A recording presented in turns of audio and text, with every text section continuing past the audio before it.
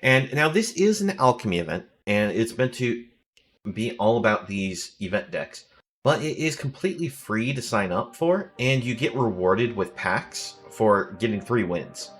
Now, even if you're not into Alchemy, these do help you once when it comes to getting cards for your collection, because sometimes you'll just get a random bonus rare in general, but also it'll help you with up here, whenever you open a pack, you'll always get a little tick counted towards free cards, so you may as well participate in these free events. And we'll start left to right, trying out the decks, and figure out how these new abilities are going to work out. Now, we'll go ahead and take a look at the deck, see what we are looking at. And wow, this deck actually has some amazing cards in it.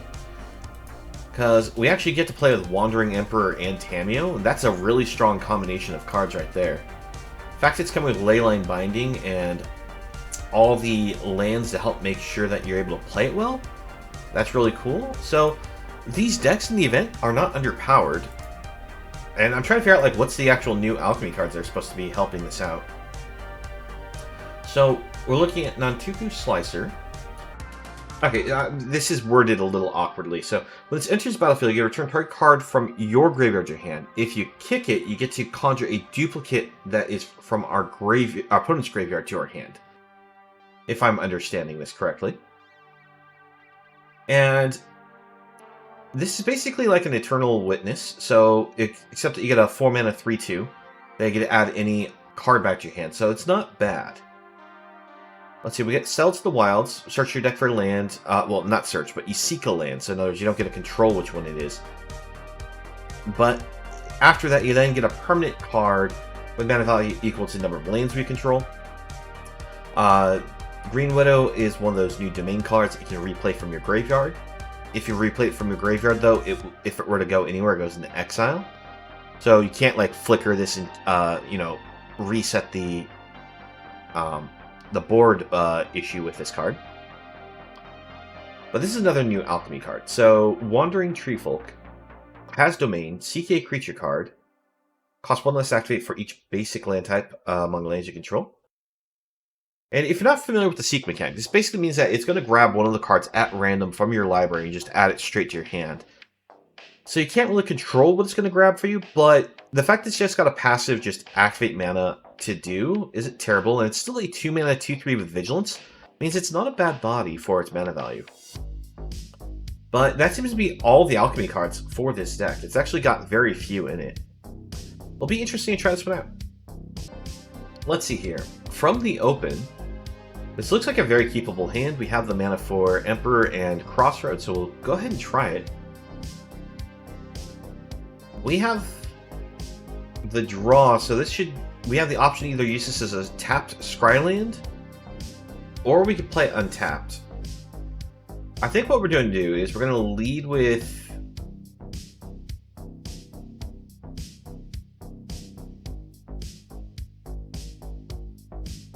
We'll lead with the Rafine's Tower. This way, depending on what the opponent plays, we have the Infernal Grasp at the ready. We can also then play this for green, go for the Brawler. Right, Dragonfly Pilot for our opponent. So they are using the vehicle deck. Now, I don't feel like we'll need the Scry. We'll go... Oh, whoops. Yeah, there we go. Hit untap. We'll go for the Brawler. And next turn we can play this down and it'll actually have 5 power.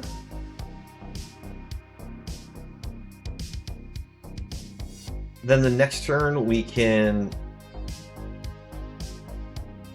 So we can use the Infernal Grasp during our turn, or just hold it up for their turn to see if they bring down anything we want to hit with the Grasp.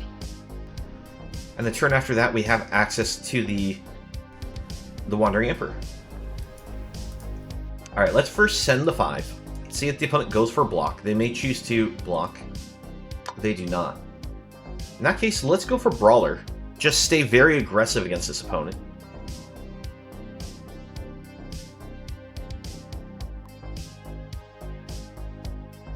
And this is a great card that's in the standard format, just because you can do this. You just end up playing one of these Triomes, tap turn 1, manage to get yourself an untapped source, and push such a level of pressure. Alright, let's swing them in.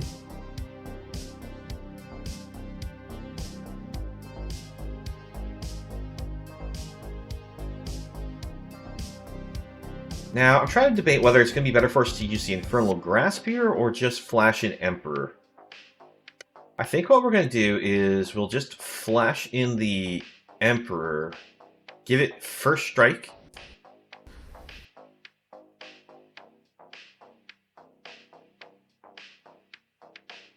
We do lose one of the Brawlers, but we've set in so much trample damage here. And if they try to go for an attack against Wandering Emperor to get rid of it, they're going to need more than just equipping with the Eater of Virtue. Okay.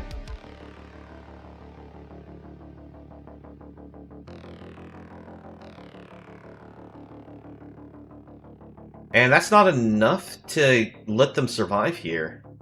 Because we have Trample, we put a +1/+1 counter, we attack, and we use Infernal Grasp to kill one of them.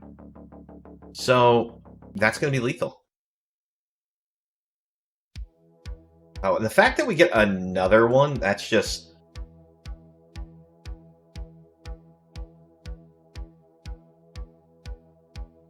Yeah, a bit overkill here, but...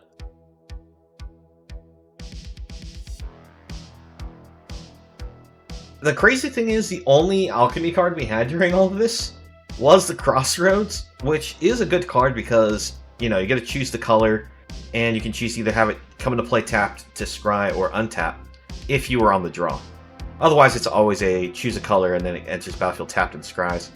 But yeah, no, that was a good run of the deck.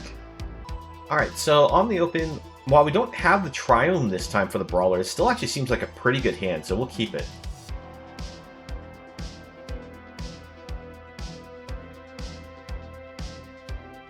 Somehow we ended out on the draw again. But we hit a Headquarters, which is great.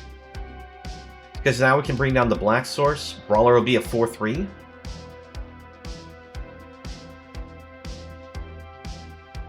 Looks like we're against maybe the mono-red Goblin deck.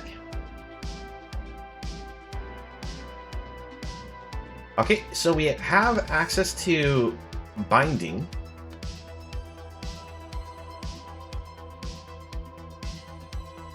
For our turn... Alright, opponent gets a Strangle. A little sad times there.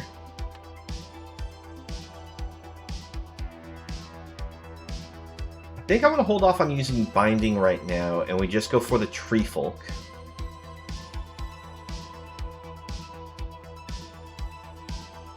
Gonna definitely want this on white, and we'll just use this as a scry.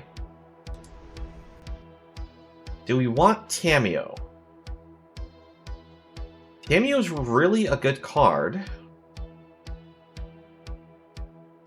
You know, I think we'll keep it. We'll try keeping Tamiyo.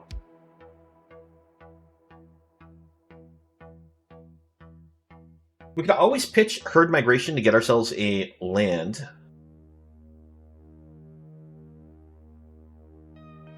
So maybe a turn where we... Alright, there's an Abrade for our opponent. Opponent's doing a good job keeping us off our board here. How's this one work again? It's a new Alchemy card. So at the beginning of your end step, you get to conjure a random card from it. And it also reduces the cost on all the Goblin spells by 1 red. It's actually a really solid card. So they get to look at 1 of 3 of these cards at a time. There's some real nasty cards in there. Could be tough. I think what we need to do is we need to get rid of that. This can get rid of any non-land permanent. So let's get rid of the array right now. And we're going to hold up the Infernal Grasp. Now, I know this had Flash, and we could have waited for our opponent's turn to see what they're going to do, know if we wanted to Binding right away. But since it gives them a cost reduction passively, I figured it was a good idea to get rid of it as soon as we could. Let's actually bump off Squee before it can attack. If you're wondering why the card went into exile there, if the top card of their deck was a Goblin, they could have potentially played it. Let's see, this allows us to get back, return target card from our graveyard. So we can hit any card from our graveyard. I think what we do is we pass here, hold up Wandering Emperor, and if they attack with the Horde Master, we flash it in, create the 2/2 to potentially block it.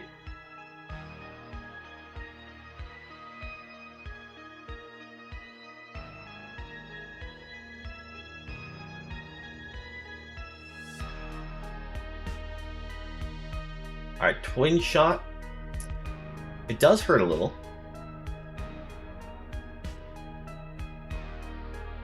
But opponent's tapped out, so I feel very safe about going for the token.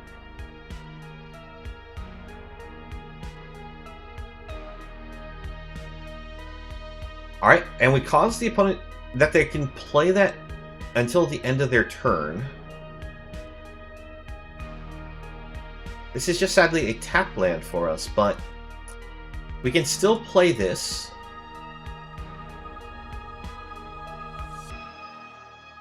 Tap down Sniper. And we'll go for another Samurai token.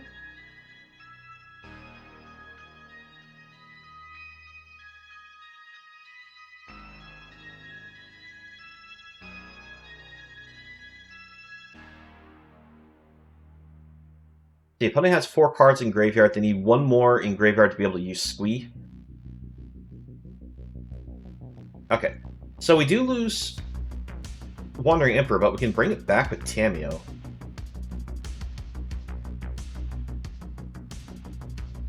Trying to think if that's the play here, or if we go for Slicer, we can kick it, steal a copy of a card from their graveyard.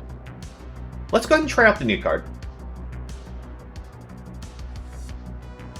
So we can add this back to hand, and we can... Oh, we actually get to choose what we copy. That's even better. I think we'll copy Strangle.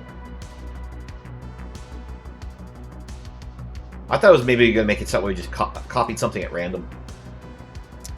Alright, we get through.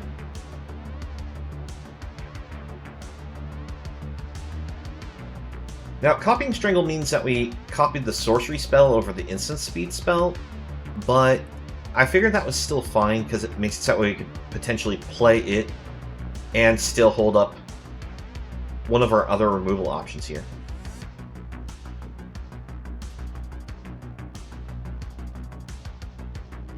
Alright, offer the block. Rash Taunter is a little scary, but it's not so scary if we can keep it tapped down with Tamiyo.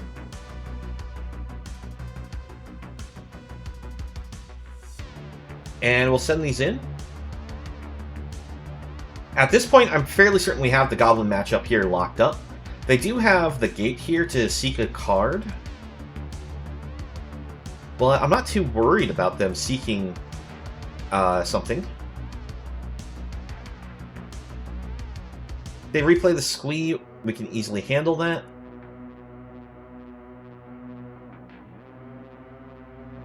Because Squee actually has to exile the other cards from their graveyard.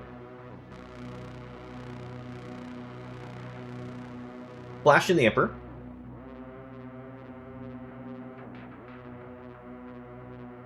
And they scoop. I was actually planning on just using the Emperor's -1. I was just going to leave them with the Rash Taunter, and then next turn we +1 and just punch in 5 there. But no, that was actually really smooth running of this deck here. This is probably our most sketchy hand. It's still actually a pretty good hand out of the 3 matches. We'll keep it. We'll lead with the Crossroads, and I'm going to go white on it. Put that on the bottom, because we actually need to find ourselves more lands. Because we're really wanting to hit those triomes for these brawlers.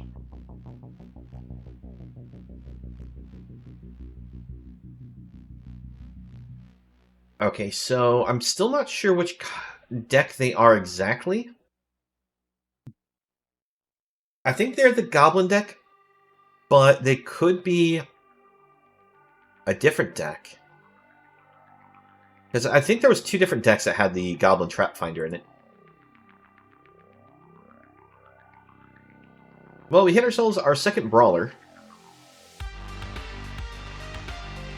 I'm sorry, our third brawler for copies, but we get our second one to the board. If we can hit the triome that does red, black, green, probably would be our best one. Not because it, you know, fulfills the purpose of making these maxed out, but it's also because it gives us the Nantuku Slicer Kicker option. Like, there's nothing in the graveyard yet, but it's still nice to be able to have that playable as an option.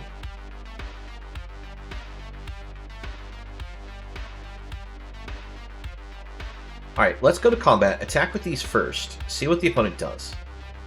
Because I was trying to see if they maybe have gone for a double block. And if they'd done that, we could have... Well, actually, I think we were missing the black source for the grass, but still. Oof. Where's our mana? We just need 1 mana of any type untapped for the purpose of Emperor.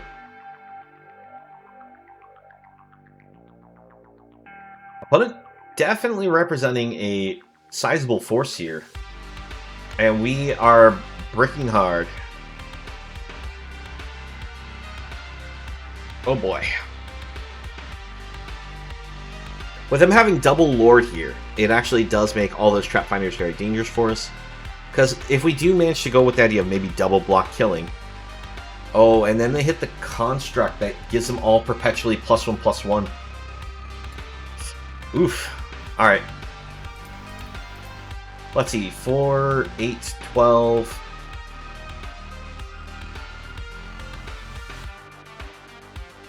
Block like this gets rid of all the Horde Masters. So all the cards are going to shrink drastically.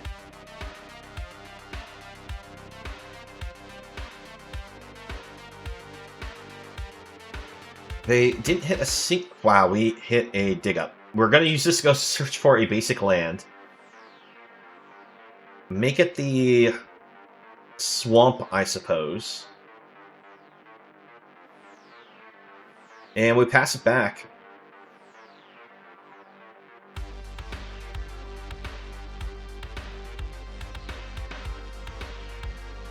Did you actually identify now as a goblin? Yes, you do. Okay. Alright. So, this has been perpetually pumped. Alright. In order to survive, we don't get to.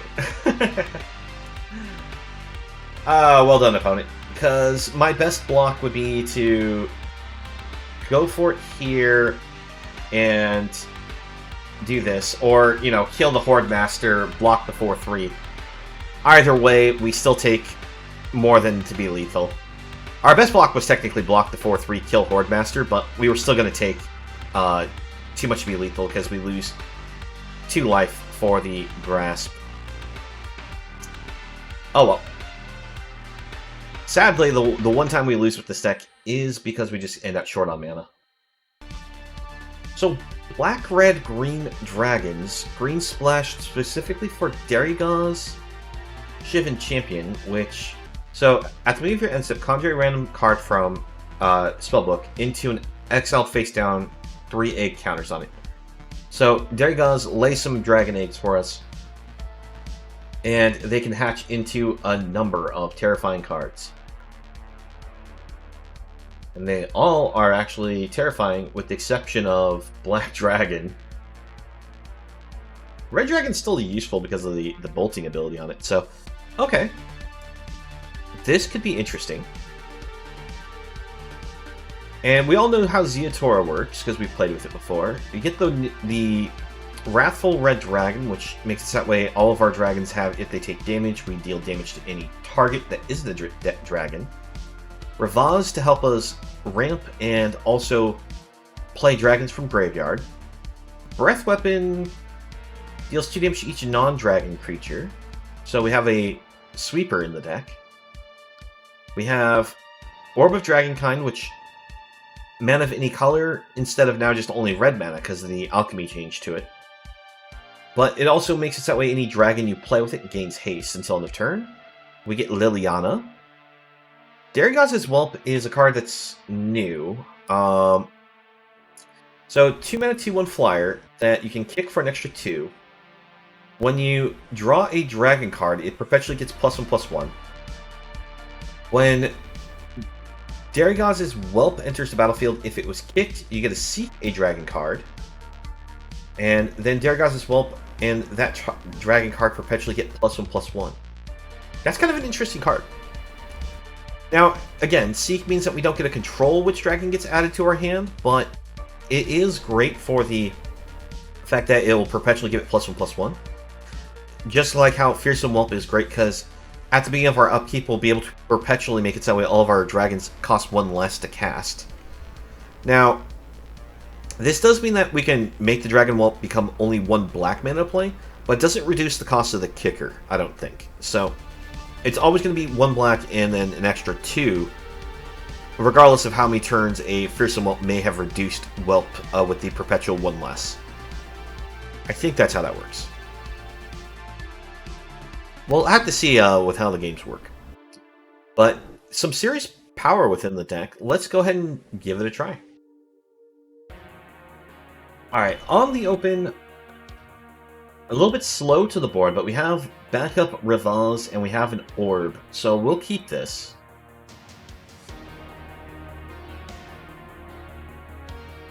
We'll just lead with the Proving Grounds here.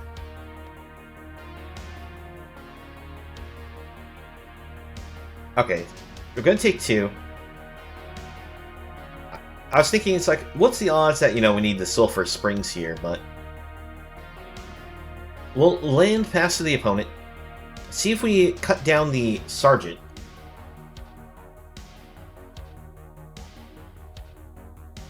Because I'm curious to see what they bring to the board. They bring down Squee. I actually want to get rid of Squee over the Sergeant, because Squee keeps making the little 1/1 tokens.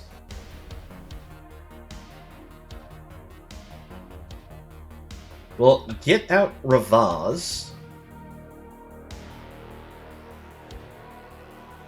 See, this is a 5/5. Alright, because I know that they have both Strangle and a Braid in their deck. I think what we do is we actually go... I think actually, is it better for us to go for the Orb here? Or do we go for another Ravaz? Because we're not going to block the Sergeant if we can help it.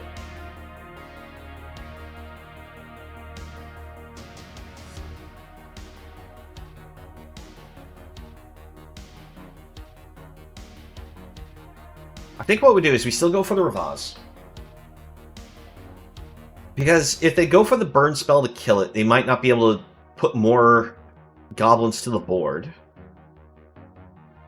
And a number of their goblins just have haste. Alright, yep, so there's the Abrade.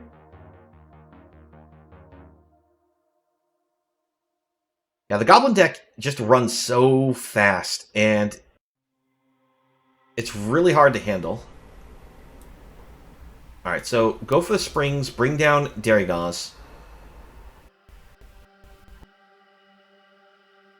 Oh, we don't even get to know what we get out of this until these hatch. Interesting.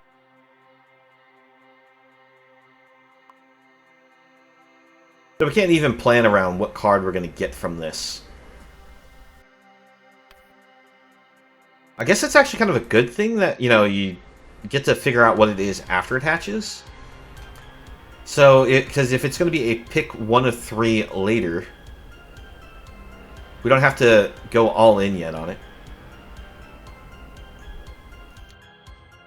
Alright. We blocked them when swinging for the most here. Because we're forced to block.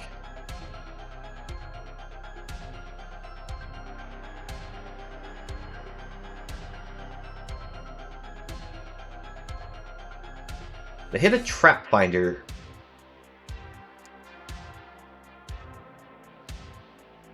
Why would you discard that? Why wouldn't you just play that? Oh, because they plan on bringing Squee out. That's why. Alright, let's see here. We could kick this, and then we could also play Takenuma, play the other Whelp.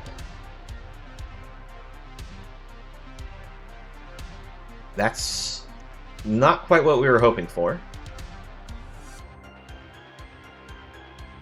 But yeah, we're dead here because they can use Squee.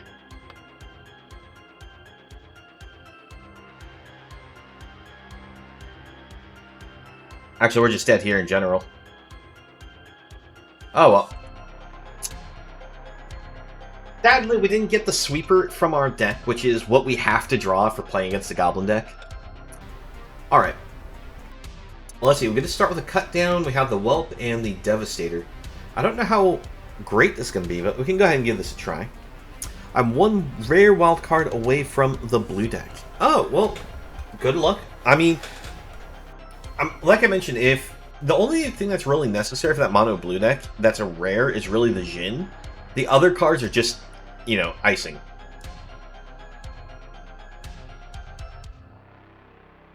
Like, you can run that deck almost all commons, uncommons. It's just the Jhin is the only real rare. Alright, let's go ahead and keep this. Lead with the Black Source. It looks like we're against the Goblin deck again. Oh, that's definitely a cut down target.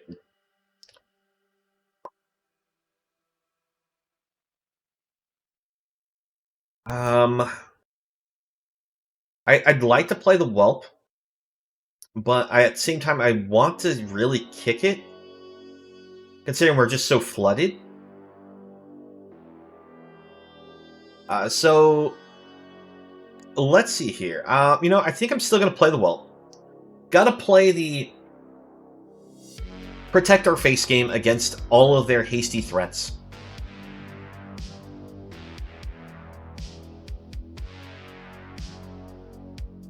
Okay. Strangle, that's fine. Oof, not what we needed. Let's get ourselves the red source here. We'll go for the Scry. We'll keep it, because it's a threat.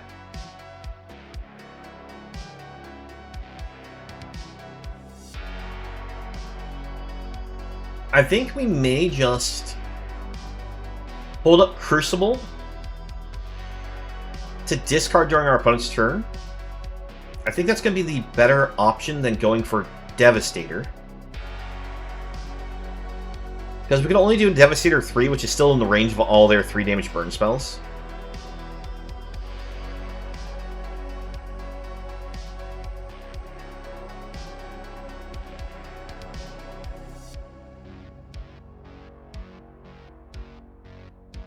Alright, get this as a double block.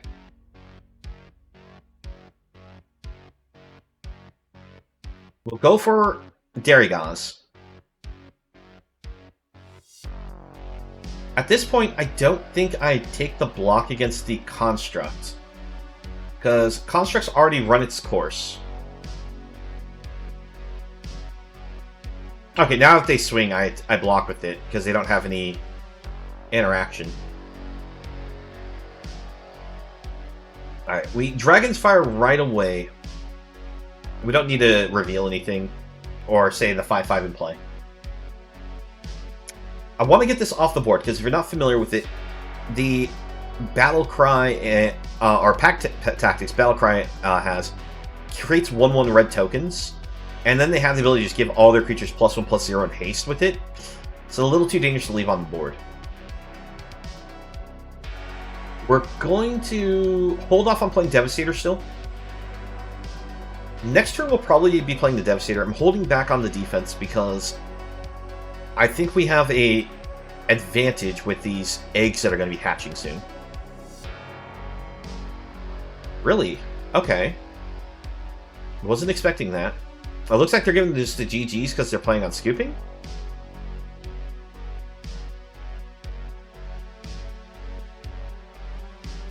Alright, so there's the Abrade.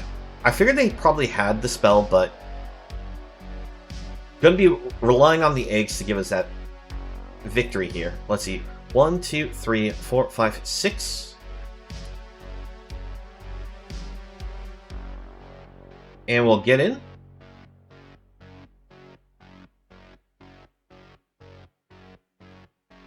And there they go. Yep. So we actually managed to take down the Goblin deck. Alright, I think I like this hand. We'll keep it. I haven't gone first a single time, I don't think.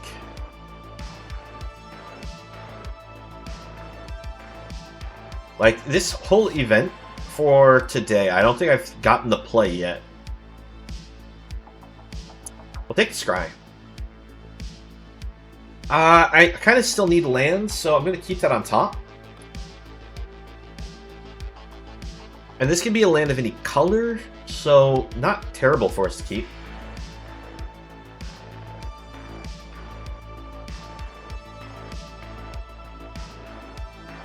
Alright, bring out the Whelp.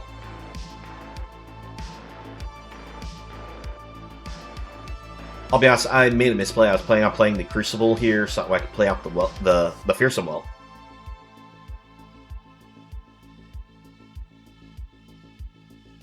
Oof. That's bad.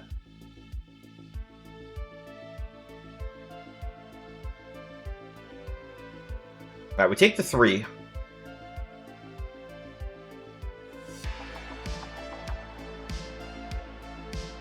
Go for this. Say untapped.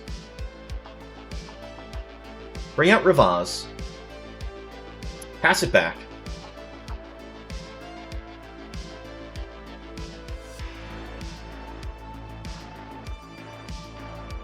These coalition constructs are actually really strong. If you can get them out early. But so unless we get Breath Weapon, I think it's an instant spell. We are going to lose this one. I can't get the... No, actually, Breath Weapon doesn't do anything for us. I'm trying to think, is there anything we can do? Let's see, if we take this, it's 4, 8, 11...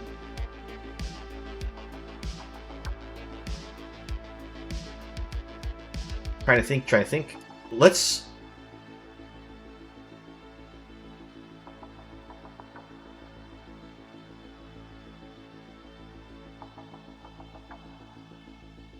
Yep, that's it. We don't have anything we can do here. Alright, so yeah, unfortunately everyone's playing the Goblin deck. From how it feels, and it just runs so fast. Let's see, what cards is in Drive that are new? We're looking at cards that already exist, as in Limousine and Surge Hacker Mech for vehicles. But the only other vehicle I'm seeing is this new one. So the Chariot here, Menace Death Touch Lifelink, when it attacks, target creature that crewed it will perpetually gain your choice of Menace, Death Touch, or Lifelink. So that doesn't seem terrible, but doesn't seem amazing, in all honesty. What else are we looking at that's in the deck? Cards that I already know about is Brutal Cathar, and the Blade of the Oni, which has the ability to reconfigure, but otherwise it's just a great 2-drop 3/1 with Menace. Cast Down destroys any non-legendary creature, and there's Eater of Virtue here. New Alchemy cards, we have the Angel Mechanic, that if this or another legendary creature you control crews a vehicle, it perpetually gets +1/+0.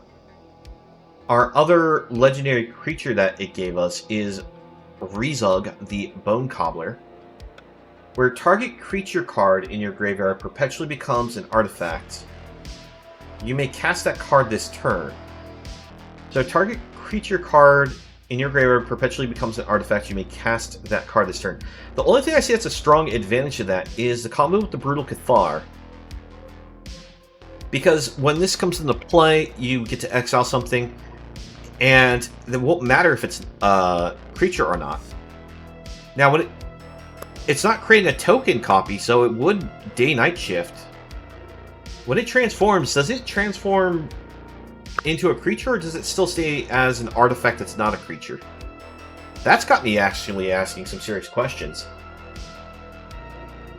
The other thing that's strong with this is Sigardian Evangel. We can reanimate an Evangel. Yes, it becomes an artifact, but it creates a copy of Evangel that's not an artifact to our hand, just the regular 3-1 that we can keep playing back to the board. So that's actually a good combo there. But Blade of the Oni, it actually does combo with this, because we can still reconfigure, even if it's not a creature. So, okay, I'm seeing some of the synergies. It's a little awkward. Oh, this is our other thing that actually gives us a vehicle. So we can play the Dragonfly Pilot. It'll add Dragon Suit to our hand. Dragon Suit's not amazing. It's only a 3-2. But with Angel Mechanic, it does potentially keep growing beyond the 3-2. And with Surge Hacker Mech, it gives us other artifacts in play that are vehicles for the purpose of doing extra damage to be a good removal spell. Okay. It took me a while to figure out the value of this deck. We'll go ahead and jump into it and try seeing how well it works. We do have a Blade of the Oni for a turn 2 play if we had an untapped land, but sadly these are all going to come to play tapped.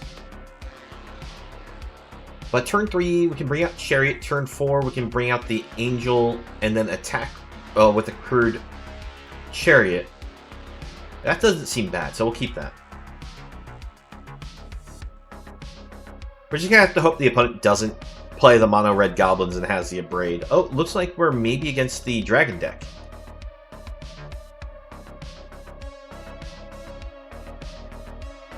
Oh, we hit the Sulphur Springs, which actually lets us play the Oni Blade.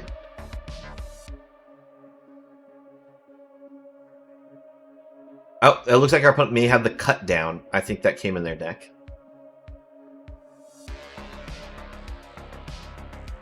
If they did come with it, they chose not to cast it.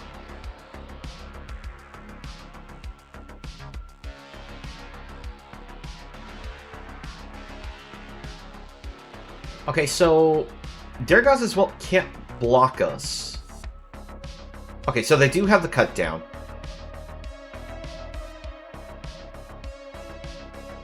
We'll bring out Chariot.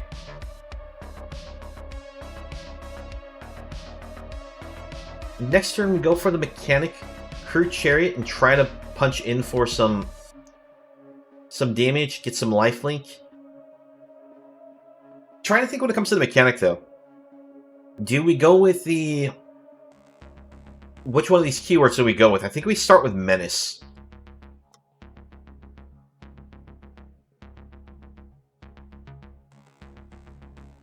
Alright, we've drawn too many lands.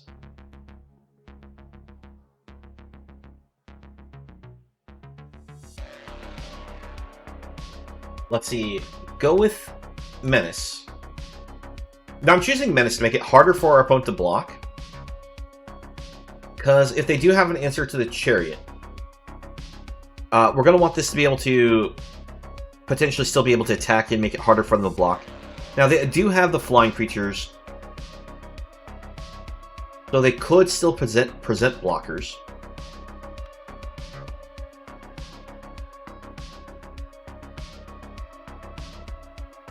Alright, put us on Crossroads. They like the card on top, so they leave it there. They hit a Ravaz. And they're going to stay on the aggressive side. Okay, so we actually hit Bone Cobbler. So next turn we can bring that back. Through here. Attack for 5. Go for Death Touch. Opponent's turn.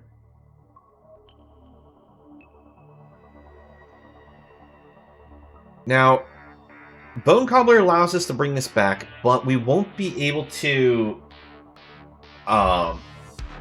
use it for attacking. But we could use it as a way to... I'm trying to think how to say this considering I just see Zeotora hit the board. I was going to say we could use this for the reconfigure properties.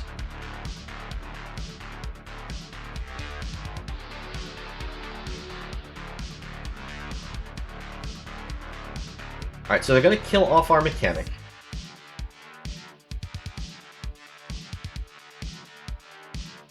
That's okay, because we can bring out the other mechanic here.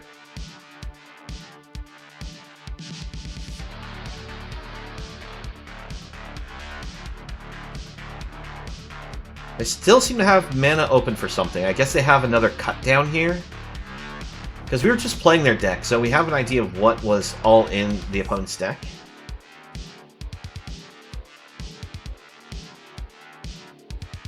The fact that it gave us these sleeves for this is kind of cool.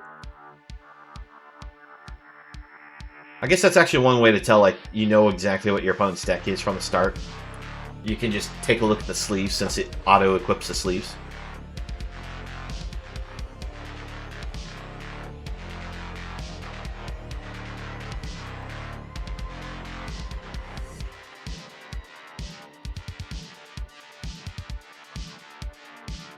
What?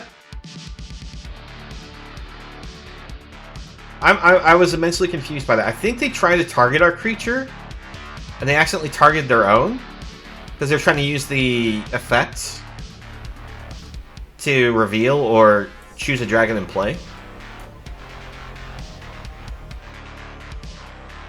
Okay, what's the best play here? We can Search Hacker get rid of Ravaz. Makes it so they can't play back from the graveyard. If we do that, we can't use Chariot this turn to attack in.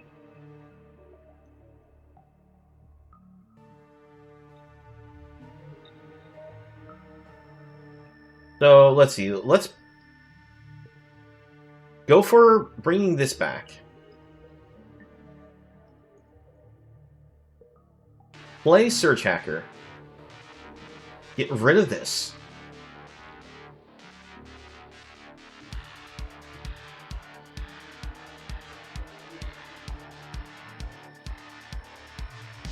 We're wondering why I made sure to bring back the Blade of the Oni. It means that we can now use it for the reconfigure and change our base power toughness of a card to a 5/5. Okay, so the opponent can attack in for 8, and then they can send 6 damage somewhere with the sacrifice from Zeotora.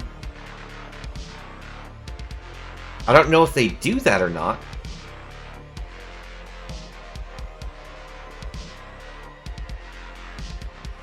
Huh. That's a little awkward. So it perpetually has the +2 to its power, but it's still showing it as a 3 here for some reason. So just a reminder that this is actually going to be a 5 power at the moment.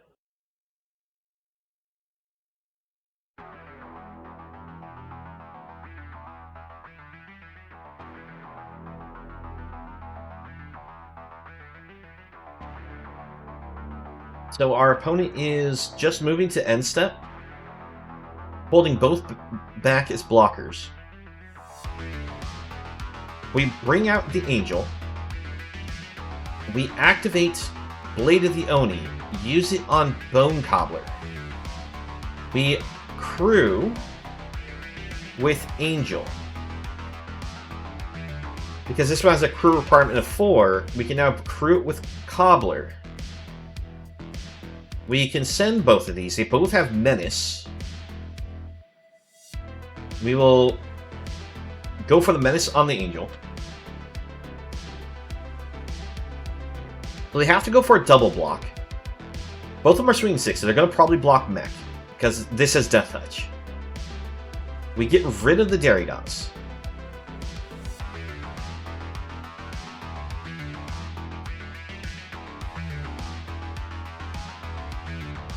We are now representing a way to kill the opponent if they kill off Bone Cobbler or Mechanic. Because we can always use Blade of the Oni to equip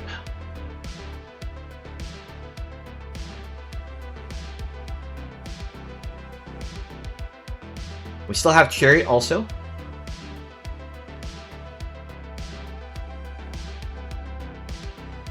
Alright, Ravaz is an issue because it allows them to play back anything from their graveyard. They'll probably bring back the Derigaz. You're only allowed one playback a turn from Ravaz, so I think that was a misplay from our opponent. Because even with Ziatora's ability to sacrifice to destroy something, they should have at least kicked the Whelp, I think. Why would you attack? You just guaranteed your death here, opponent. Because this has been perpetually affected. It doesn't matter that if they kill off the mechanic here. Because we can just crew it with Bone Cobbler, or we can even just attack with the Bone Cobbler. But then again, if the opponent has... Now I'm more confused why they would choose to sacrifice that. Okay, well,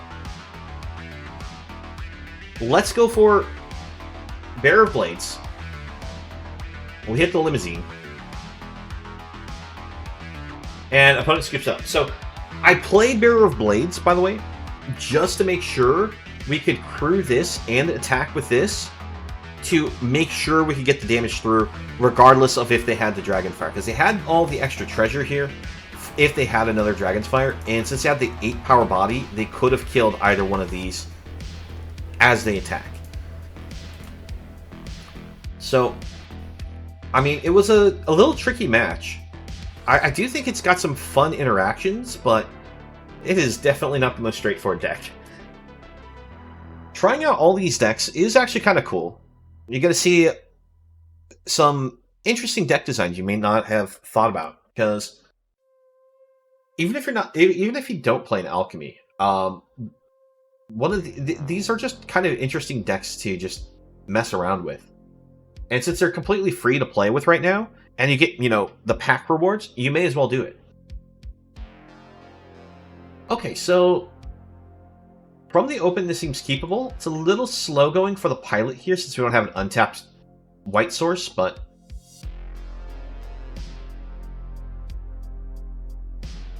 I do like the fact that we have the cast down here, because if we get paired up against the Goblin deck, cast down's going to be great against them, because we also have a Cathar as well. Looks like we actually are getting that pair up against Goblins. Let's see, so let's go for the pilot. Let's go Crossroads. Try to think like which color do we need more. I think I'm actually going to choose red. Keep the Chariot. The reason why I chose red is if we end up drawing a lot of lands off the top, it means that this could be potentially played for the channel.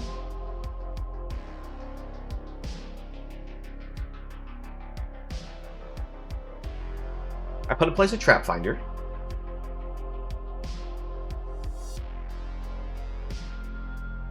We will go for the Chariot. Now, the problem with going Chariot is they have a Braids, which could kill the Chariot. But I want the Chariot because it's got the lifelink on it. And also, since it has the 3 toughness, it means that if we were to play the Dragonfly suit, if they played one of the Lords, these become 2/2s, and we can't really block in a good way.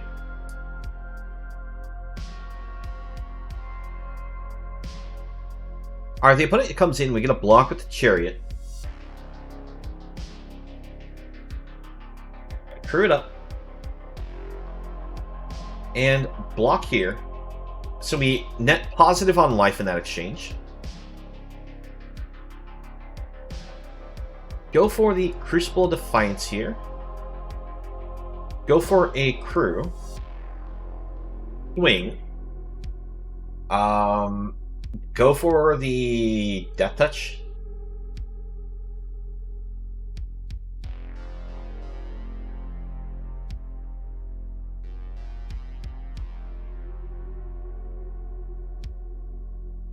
Hey, what does the opponent do here? Alright, they take it.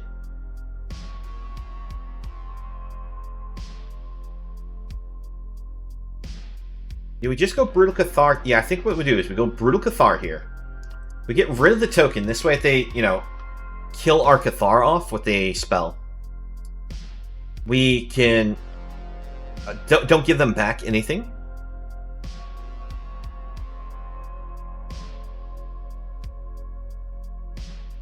It also means that next turn we could just go, if we draw a land, just play the land, attacking with the Chariot Pass, and just hold up double cast down during our opponent's turn. And we get to transform on Cathar to be the 3/3 first striker.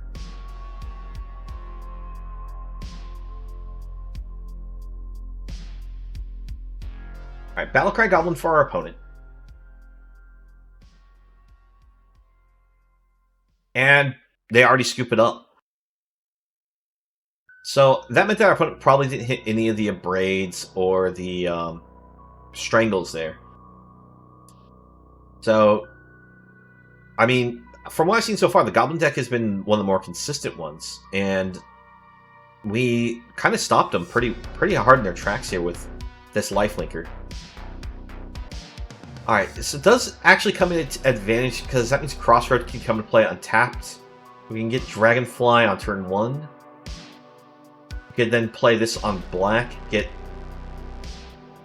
Bone Cobbler turn 2. We'll see how the cards go. We may just go Eater of Virtue on turn 2, play the black-white source. Because we may want this on red for Bearer of Blades here. Alright, go for this on white. We will go for the untap, and we'll bring out the pilot.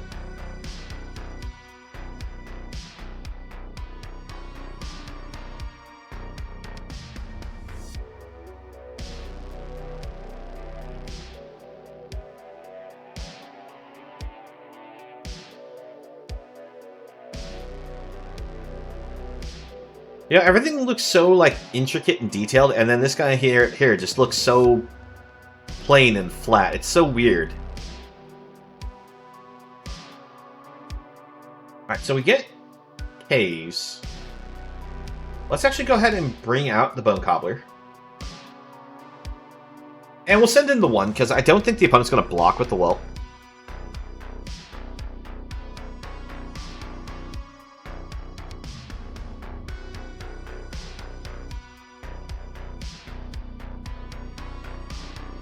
Alright, Orb for our opponent. It actually is a bit dangerous that they're getting that ramp on.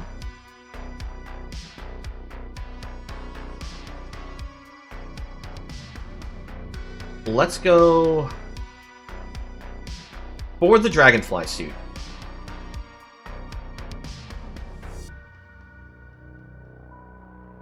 We'll send in Bone Cobbler. We don't attack him with the Pilot, because we can use Pilot to crew the suit. And if they bring down any of the dragons that might not have a high enough power, or a high enough toughness to survive suit, we could block.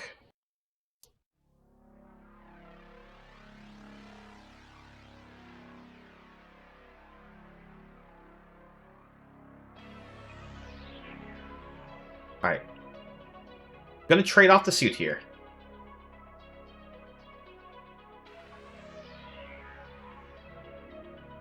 Go for the Bearer of Blades. Try to find ourselves... There we go. A good vehicle. So, Limousine lets us exile opponent's creatures when it enters the battlefield. And we can actually switch which card is exiled by the card whenever it attacks.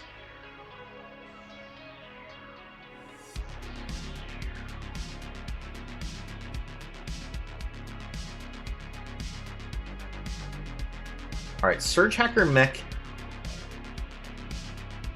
Probably play this one first. Oh, oops, oops, oops, oops, oops, oops. Yeah, that was me punting hard there.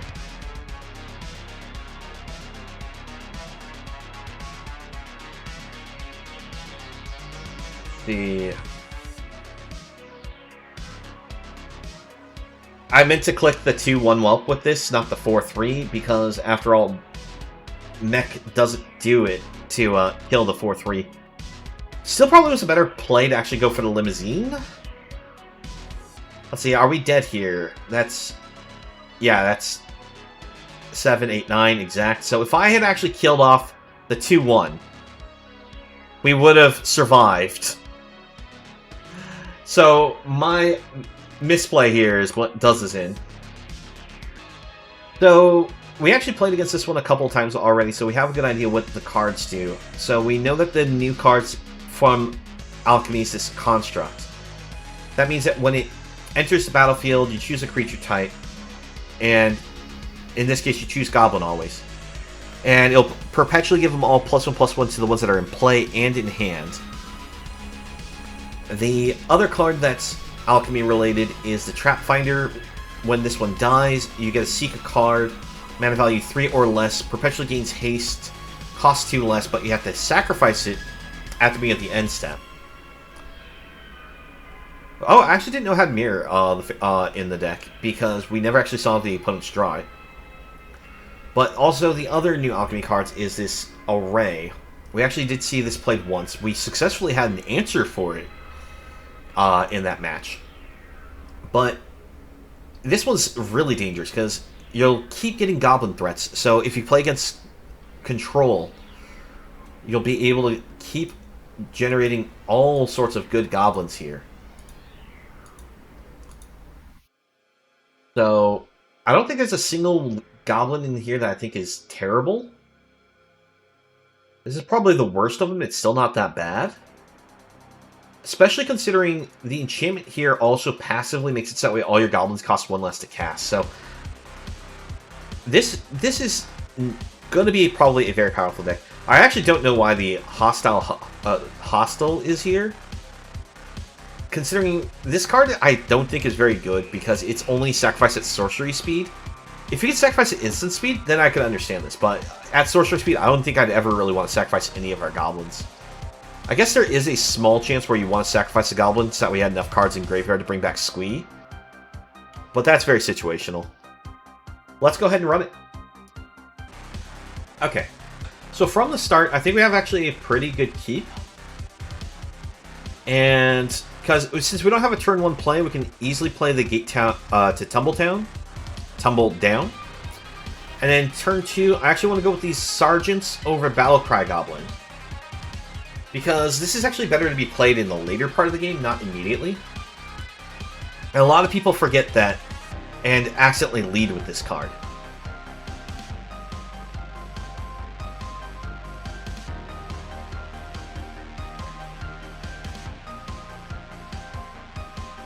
Alright, let's get our Sergeant going. The reason why the Sergeant's so good is not only do you get to do the effect where you can, perpetually give a creature +1/+0 in haste and put it within the top 5 of your deck at random. Meaning that you're able to generate extra threats to keep drawing into. But it's just still a 2/1 for 2 with haste with the enlist mechanic. The enlist mechanic's one of those things, it's kind of hit or miss on how strong it is, but sometimes it can be really useful. I think next turn, though, our plan is just to go land, play Construct, give all of our cards that nice boost. Ooh, I like the Array. Now, if only we could draw one more land here, I think what we do is we go for the Array, since I know the opponent's got the Domain deck here. I think the Array is still probably our better play. But sadly, we don't get that option. I think what we do in that case, go for our Horde Master. And we'll send these.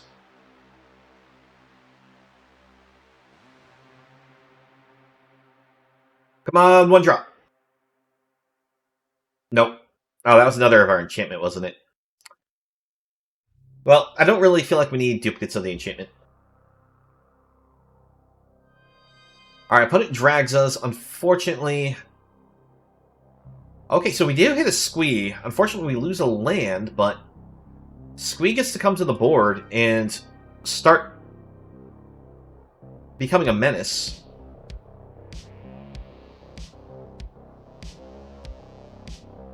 Now, I know that they have Wandering Emperor in their deck. I think they have 2 or 3 copies of that.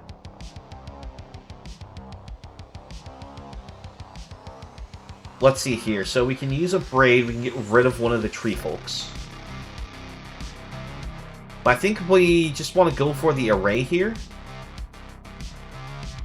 Pass it back. Alright.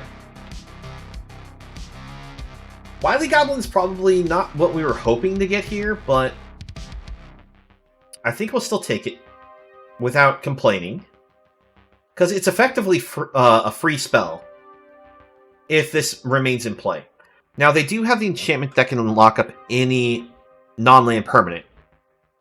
And they don't get rid of it right away. We'll be able to play off that reduced cost. And what we could do is we could go Wily Goblin, Battlecry Goblin, Sergeant, Battlecry pluses, and attack in for a huge swing. Ooh, they tap down. Alright, is that going to be enough to be lethal, though? This attack plan we have. Oh no, leave the array alone, opponent. I want to try it out. Yeah, there's the binding. Oh, no. I meant to say nice. I meant to say nice, not oops.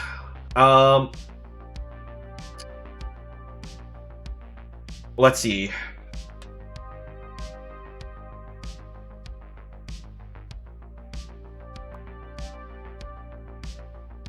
Bring down the Sergeant.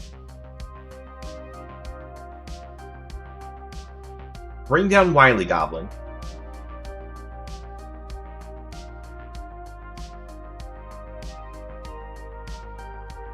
Go to combat. Enlist. Create a copy of Squee.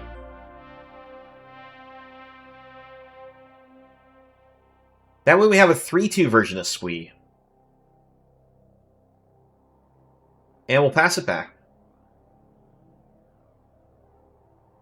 I don't actually know how many copies in their deck they have of Drag, but we have to hope that they don't find more copies of that.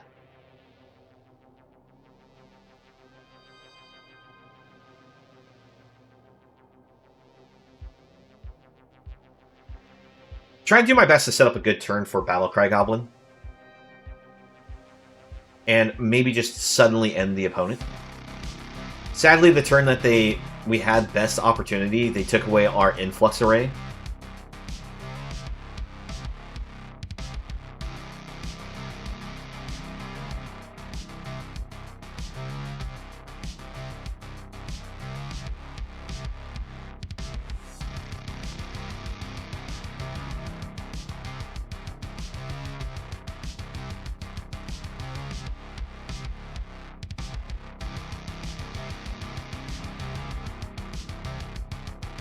I'm sneaking it out. Now, we played that deck as our first deck, so we know a lot of what they have available to them. So we can understand why it's taking them a while to think out their plays. Because they more than likely have a Wandering Emperor in their hand by now. I think what we're going to do is we're just going to send the attack.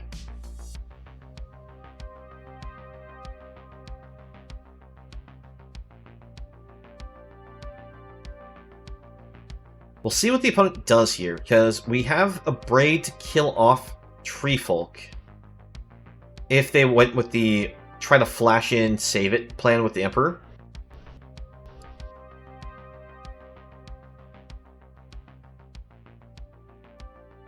Now, they're going to exile Squee.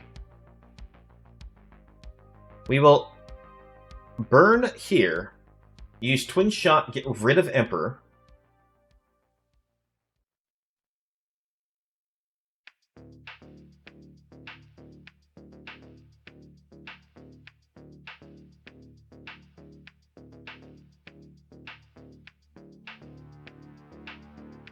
They seem to still have some kind of instant speed interaction. Probably another ley line in their hand, that means. Okay, now an Infernal Grasp. That's okay. We're still in a good position here. Not the best position, but... So... that allows them to get back one of their cards, and they can steal one of our cards. I'm trying to actually look at our graveyard, see what they could take. Nothing here they can play for one, so as long as they don't have another untapped source they bring to the board, we should be good here. So let's see. Trap Finder to the board. Battle Cry to the board. Activate. And that's a GG. Because no matter what they block, they're going to take 7 damage. We got there.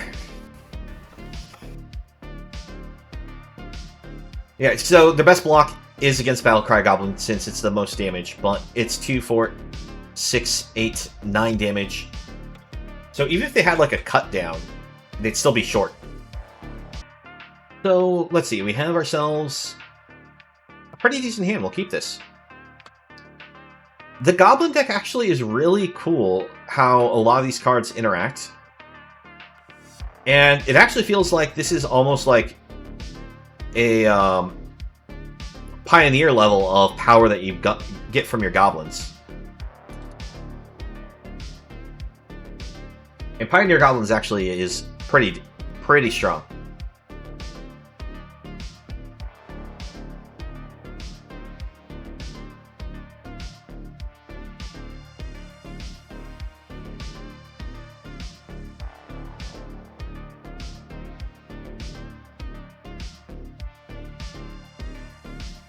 Alright, Blade of the Oni for our opponents. We'll just send Squee in. Actually, yeah, we'll send Squee. Alright, well, enjoy your lurk there, Ruscio. Hope you continue to enjoy the content.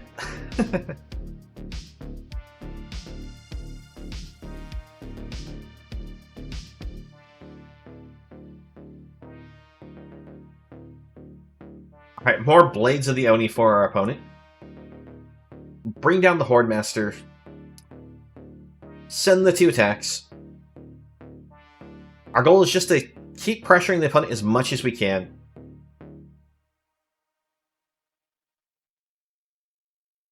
Oh no. Oh wait. Oh, we can still play that Goblin. That's good, that's good. For a second I thought we were going to lose that one. What's so strong about this is you get to play that Goblin until the end of your next turn.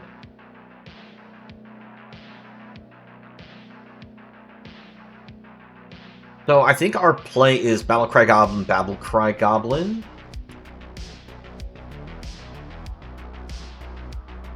So even if the opponent does kill something with Surge Hacker Mech, which will be unfortunate here, it's going to have to be Horde Master.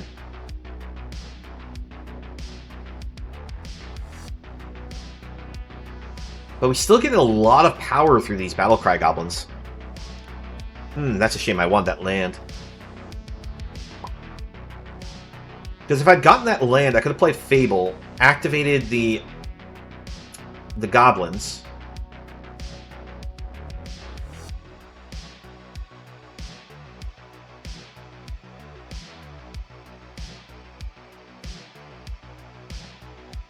Let's see, if I were to activate the Goblins right now, they both get +1/+0, as well as this.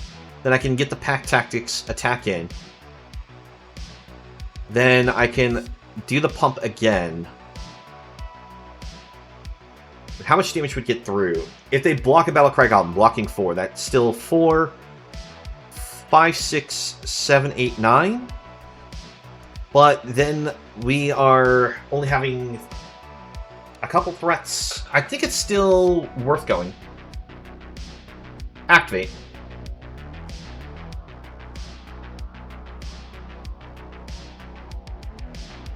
Send it.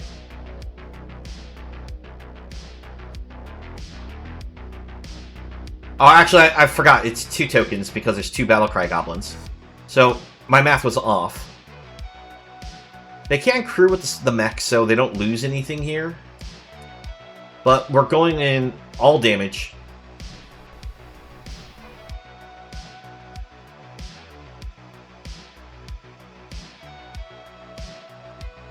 Opponent's down to 2. I don't remember if they had any way to gain life in their deck. I don't think there is. And that's not going to be enough to save them. So yeah, that's a good game right there.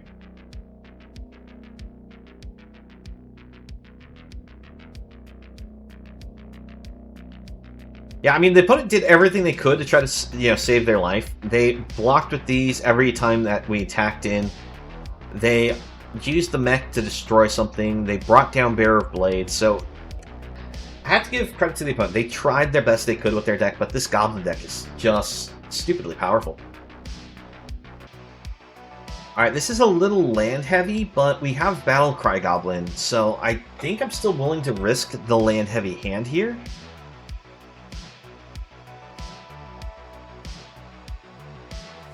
The reason why I'm willing to risk it is just because of how strong this pump is. Alright. Let's see, Rafine's Tower means that, and these sleeves mean that we're against the domain deck.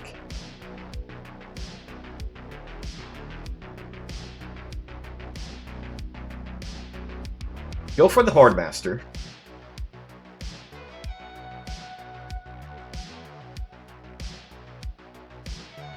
The fact that I hit Double Strangle and a Braid, not very good. I mean, it's not terrible because we do have legitimate threats to use these against.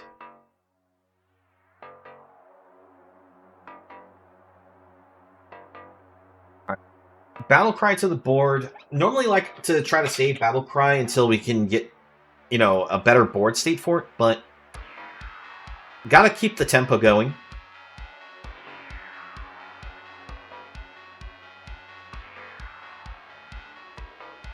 So our plan for our turn is probably we activate Battlecry Goblin, give ourselves a pump. That way we can hit the, let's see, 3, 4, 5, 6, yeah, so just one pump, if both of these survive, will give us the ability to generate a token. Opponent's doing a lot of dig-up action here.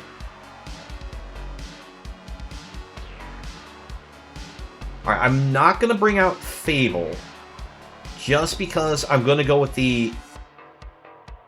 keep the opponent pinned down with what we have. Now, I probably should have went with the second pump after token was spawned, just to get that extra 3 damage in. But I felt like maybe save up the Abrade for a threat they bring down right now.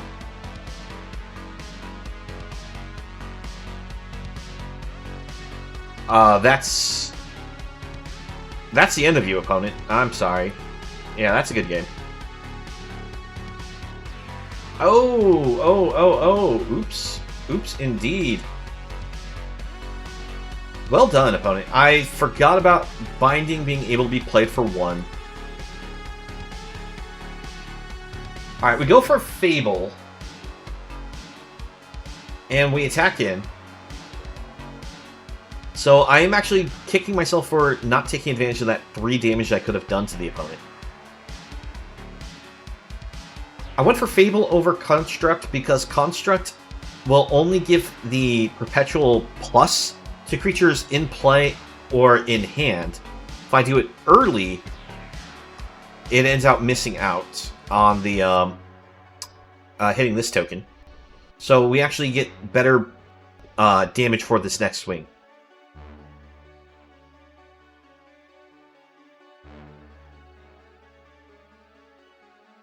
So, let's see. I think the auto-tapper may have done our opponent dirty here or something.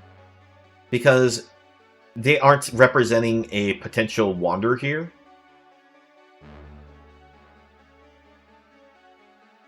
Hit that with the Abrade.